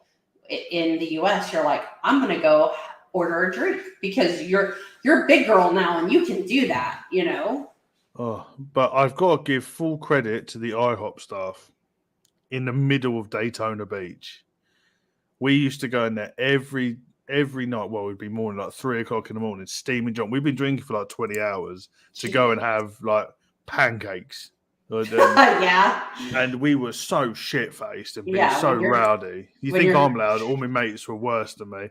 And they were the nicest people. And they always had a smile on their face. And like, we'll give them like $100 tips every time because it was so nice. My mate stripped naked and gave one of the barmaids a strip tease, and she didn't want it. She was like a 70-year-old woman that just wanted to make a cut of it. My mate's taking his top off, dancing to her. She was like, "Oh, that's very nice, son. Do you want your drink now?" Sit him down. Oh my God. And I've got to give them so much credit to be able to do that job at 3 o'clock in the morning, and you're stone cold sober, and you've got a bunch of like 21-year-olds just causing havoc. No, it was a good time, but I would never go back again to spring break. That was different kettle of fish. Was Neil Pitt saying, have you ever heard of Jim Dandy's Black Oak, Arkansas? Black Oak, Arkansas is an American southern rock band named after the band's hometown. No, I've never heard of them. I have to give them a listen. Yeah, we love music on this show. Yeah. Do you know what? We're going to have to do another music episode. Okay, I have a song. Yesterday, I love Arcade Fire. They just released a new album called We. And if we're doing songs tonight, I have to give a shout out. Is it on there? What's that?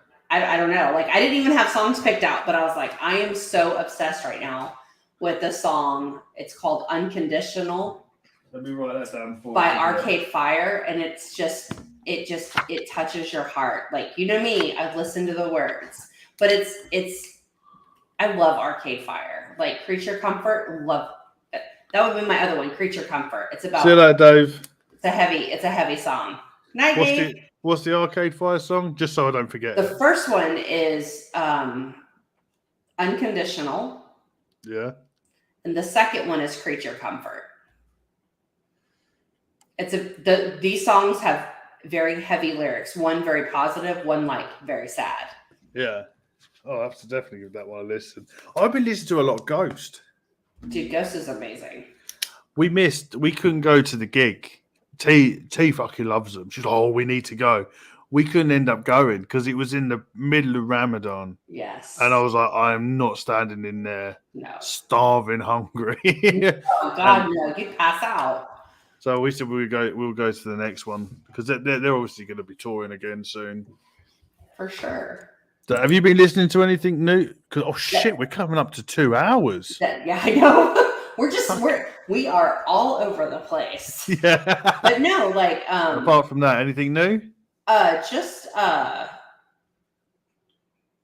that Arcade Fire song, the first one, Unconditional, is so good. Like hits you in the feels. Like it's really good. I decided to go listen to old albums that I used to listen to when I was like 12, 13. And I found on Spotify Sticks and Stones by Old Newfound Glory, their first album. Mate. Do you know what? I still remember every fucking... do you know what? We was driving back from Waddesdon. I was like, I'm going to put on this album. I really want to listen to it. I haven't heard it in years. I knew every song word for word still. And you know the nostalgia feels. I could just remember shit from what I used to do when we used to go to the park and listen to it on the old Walkman. And you had the one mate had to sit there like with the CD player because if you jogged, the CD would jump. Oh yeah. no one could touch it. And we had the little speakers that you used to have to plug into it. Oh, yeah, no. So there's a great song on there that I'm going to add to the playlist called Sunny. Do you remember that one? No. That is such a good song. I love good songs. So if anyone's in chat, we might as well do it now. Chuck some songs in there. Yeah. And we'll add some more on there. But yeah, no, I've been doing like the old Sum 41 albums. I decided just to go a bit old school. I thought, do you know what? I did too. Like I started listening to I caught myself driving home listening to Eddie Money one night, and I was like, yeah, this is awesome. And then PYT by Michael Jackson came on, and I'm like, hell yeah, I'm the white girl in the Z jamming out, zipping through traffic to PYT, you know. We was listening to Michael Jackson because Cairo loves it. Oh, Earth Song, he just giggles. Aww. He loves all that stuff. And what was the good album he done with Dangerous on it? And it was like the eyes, and it had all like the Do you remember the old album cover? I can't remember what it was called. Wasn't it called Dangerous? It The might be album was called. called Dangerous. That's a cracking album. Dude, So Michael Jackson is baller. Do you know what? When I was younger, never listened to it. I knew the like Billie Jean, the classic Yeah. ones, and it popped up on Spotify as a recommend. I was like, do you know what? Fuck, I can't listen to this. Let's listen to it. Mate, they got some cracking songs on there. Hell yeah, man. Michael Jackson is awesome. Yeah, I think the whole shit that went on just sort of muddied the water with him. So I find very much the hardcore fans would still listen to it, but everyone else, I think, just sort of fobbed it all off. Mm-hmm. And to be honest with you, I haven't heard much Michael Jackson come on the radio. We still have it here, but just kind of sprinkled in. Yeah. Yeah, I was so proud of my daughter. Like, while we were cleaning, she was like, Mommy, can I put on my Spotify playlist? And I was like, yeah. And I was like, okay, what's she going to be into? Dude, my daughter has some good taste in music. She has David Bowie on there. She has Prince.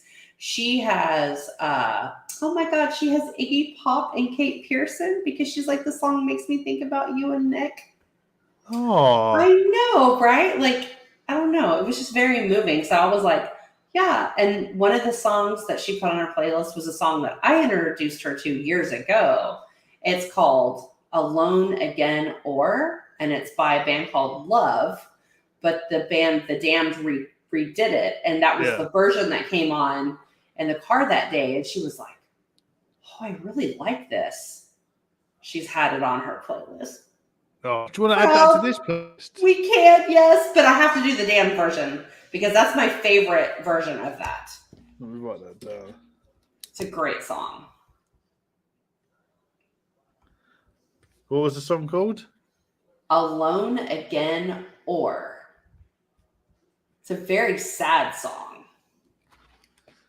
That'll be my other one then. So I'll put that on for her, so you can tell her that it's on there for her. Oh, she would love that. Did I tell you what happened to the playlists? No. And me being the technical wizard I am, this show and Codename Wired, I was updating the playlist and somehow managed to fucking delete every song on it. Oh no! So for the past couple of days, I've been going back through every episode of Across the Pond and Codename Wired to put the songs on. Oh my God! Oh, that sucks so bad. I'm nearly there. I'm about 4 or 5 episodes behind. So literally by next week, the playlist will be back up and rolling. Oh my God, Ad, that sucks so bad. But it's really interesting to see how, literally from the first couple of shows, how much I fucked up on every stream. It was never like one potato. It was just like 90% potatoes. It was Wow. It was a good laugh, but yeah. So I think we're 2 hours and 5 minutes, nearly 5 minutes in. We will call this a day. Yeah, but I'm so glad. Like, I hope you had a great Ramadan. Glad you're back. Yeah. Things are good. I think things are good on both sides of the river For of the sea at the moment, isn't there? Yep. Everything's going well. So, would you like to plug your shit? And while you're at it, plugs Nick's stuff as well. So I know he's doing some other stuff. I don't even like. So mine's at the bottom. Like, we got the scrolly thing. Yep. Angela goes first on all social medias. I've been really sucking and not like posting very much on Instagram because I started a new job. So like all of my focus is, on the job, doing this. And then like when I get home, I am so tired because I'm just like exerting every bit of brain power that I have to like write operating procedures. So, and then Nick is thickest Nick. Like, who knows what he's doing? Like, he kind of, him and the kids, they're like, let's watch this anime. And I'm like, I'm going to go do some laundry or something. I don't know. Oh, okay. Well, but life is good. As also another fuck up, I managed to block myself out of my Instagram, which was great fun. So I have a brand new Instagram, which Okay. I managed to do that on my own, and it's my own account. It wasn't like I was hacked, and it was just Damn. after Sifu got hacked. So I set up a whole new Instagram, and she was like, "Damn, they got you too." I was like, "Nope, I got myself." Oh my God, that's so funny. So that's at the bottom as well. So you can come follow me on the new Instagram. Usual shit. Make sure you hit that subscribe button and the bell so you get to know when the next shows are. Go to my website, and because YouTube, I can't tell you what the website is, but it's what it says under my name, and then put that into your Google, and you'll be able to find it through that. Apart from that, we got one left of the Cloud Pros, which is the stitched alien. So there's one pair left, and no more will be made after that. So if you want to grab that before someone else does, head over to there. Just a couple of shout outs quickly. Just a big shout out to Black Rose Elixir for sending me a load of liquid, cracking, and a big shout out to my man Steam Pugs for sending me some good liquids. Apart from that, that's me done. Oh no, one more. Go check out my wife's YouTube channel. She's now doing story readings for kids. Oh, If you've got little kids, and you don't have time to read to them, and you want them to listen to some good classic books and some other new ones, head over to X Ruby Reads X or search for Story Time with Ruby Reads. You will see these beautiful hands in the videos as well, and you can hear my wife tell stories, and it's good. So I think she's only on like 25 subscribers at the moment. There's about 9 or 10 books on there, so do me a favor and go show us some love. That sounds lovely. It really does. Oh, do you know it's good fun. I do all the streaming stuff, so I set it all up for her, and she reads all her books. Well, and Josh now, Vaping Jedi, has his own YouTube channel where he's doing reviews. So shout out Josh, for stepping into that, and thank you Vaporesso for reaching out to Josh and setting all that up. That's awesome. And shout out to Shake and Bake Media for our logos and our intro. So anything multimedia, go head over to shakeandbakemedia.com. It's in the scrolly dolly thing at the bottom. And he does logos, intros, adverts, everything you want. And shout out to Anthony Ramella. Awesome dude. And one of the nicest guys I've met. 100%. He's so happy. Such a happy fella. Yes, he is. So we're at the end now. So thank you for sticking by us. Yeah. I know it's been a while since we've done lives, but we're back to normal now. Yes. Fatty can eat. Whoop, whoop. Have a good night, guys. Bye. See you later.